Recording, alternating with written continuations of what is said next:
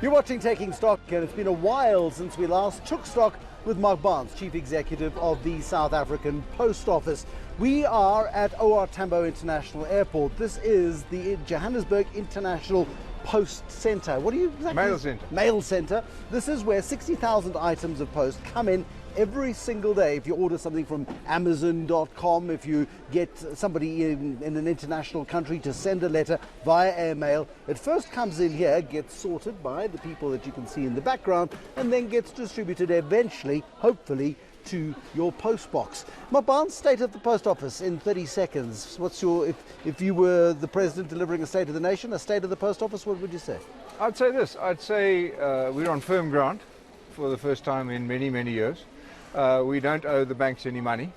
We're not operating under a national treasury guarantee, but we are still, just operating at the right levels, but we haven't grown.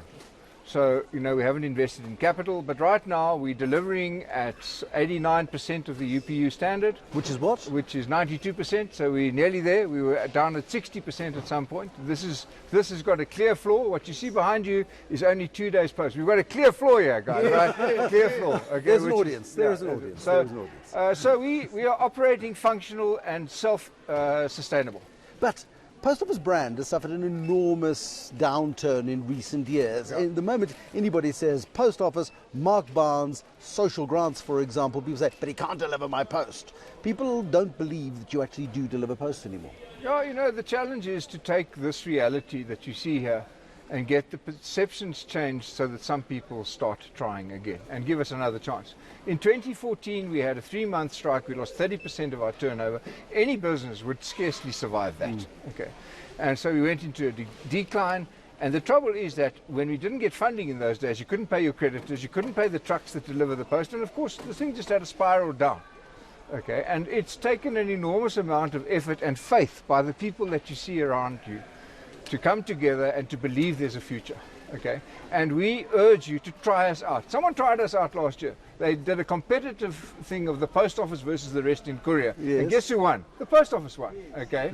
We delivered the fastest, it was 24 eggs or something, the least broken, cheapest price, fastest. So we're not saying that we're perfect, we never will be. We, across the country we do something between 2 and 3 million articles of post a day. If you're at 92%, which is the world standard, you've still got 10% of those that are not being delivered on time, within 5 days or 2 days, whatever the definition is. But here, on this floor, if you'd come here 3 years ago, you wouldn't have been able to see that door for the pile of stuff that was standing there. And you wouldn't have seen this functionality. Look at this. This looks like disorder. This is order, my friend. This is order. It's a manual process. Yeah, and what's so extraordinary in the 21st century, which is electronic and digital, South African Post is still being managed by people lugging heavy bags in. They must weigh a couple of 100 kilograms when they're full, dumping them onto a floor, and people having to go manually, then scanning a barcode, so there's a digital element to it, but it's still being done by hand. 260 people a day. We save a lot on gym fees when you carry these bags around, And first of all, this is electronically scanned. But if you look in the background here, you'll see some conveyor belts that were put in here by the UPU, and we haven't been able to switch them on yet because we haven't had the capital to afford to switch them on. Those days are upon us, okay? We will be going digital, we will be part of 4IR, and we will one day, at this very site, build the biggest e-commerce handling facility in Africa. You sound like a charismatic preacher. You're making some faith. You are taking big and bold statements in an environment, though, where Post Office brand, we deliver whatever it takes, became a laughing stock of a line because it wasn't true. Well, but I think the statistics talk for themselves. When I arrived at the post office, I got something like 3,000 complaint emails a week. I get 35 now. That's quite a big difference, okay? When I arrived here, we didn't have toilet paper, man, okay? And we didn't have real basic functionality.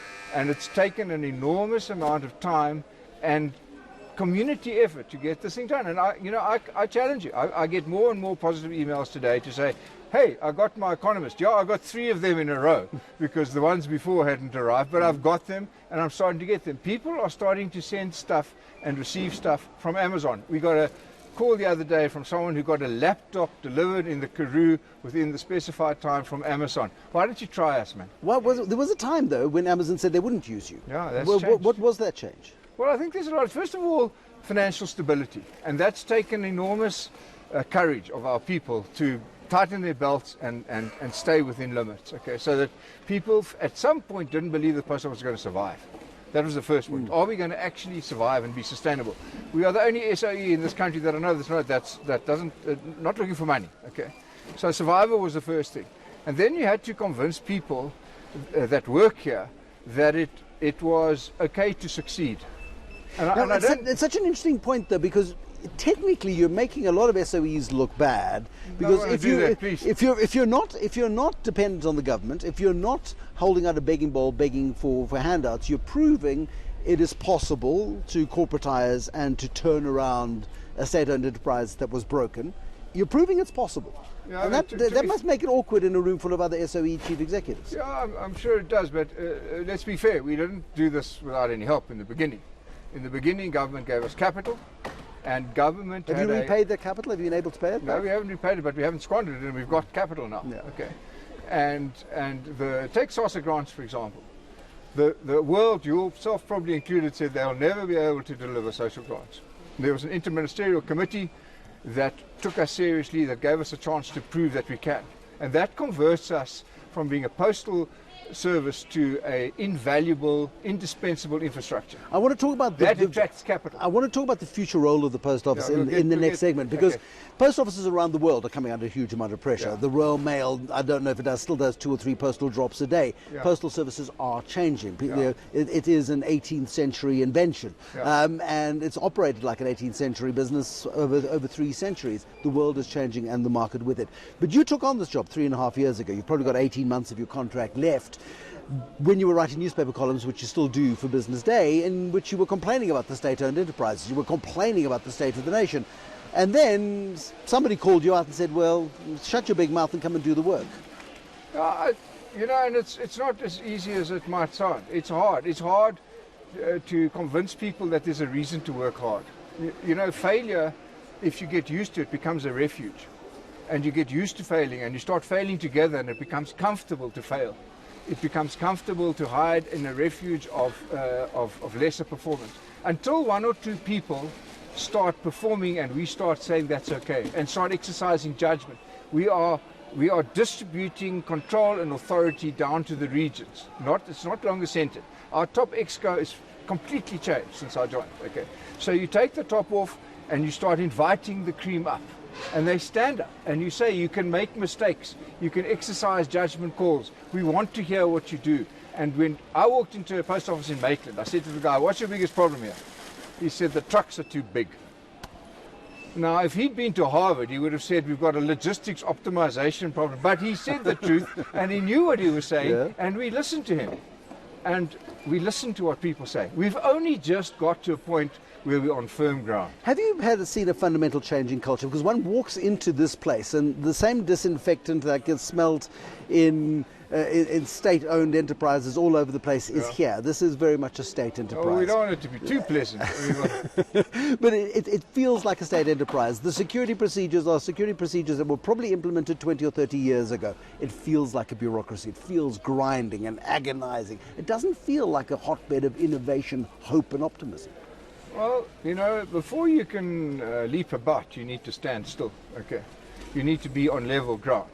And so we had to earn the right to get the keys of the car, okay? When we got here, no, we didn't have the keys of the car. We were told what to do. There's still quite a lot of telling us what to do. When we have proven that we can look after capital, we'll get more. The international world holds this post office in much higher regard than it's held locally.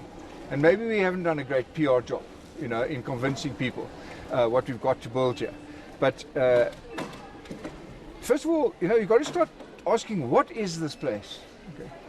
Well, it's an irreplaceable, commercially irreplaceable government infrastructure. What could we put through it And that, as you say, will be in your next segment. Well, okay? let's do that. Okay, let's pause there. So hit pause. Mark Barnes is taking over the running order. But yes, we are going to talk about the future of the post office, because post offices around the world, if you go to any post office, they're selling lottery tickets and they're selling event tickets and they're paying out pensions, and in some cases operating quite successful banks. And recently the Finance Minister, Tito Mboweni, said he had instructed National Treasury to look into the possibility of a state-owned bank. The most logical place to house a state-owned bank would be in a place that has already got a banking license, already operates on a basic level banking services. That's already got an infrastructure in every town in the country, and in some cases has created infrastructures around itself because of the mandate of the post office to be within a fixed distance of human habitation. We're going to talk about the future direction of post offices around the world and what Mark Barnes plans to do to make this place unsustainable 3.5 years ago, sustainable 3.5 decades into the future. In a moment.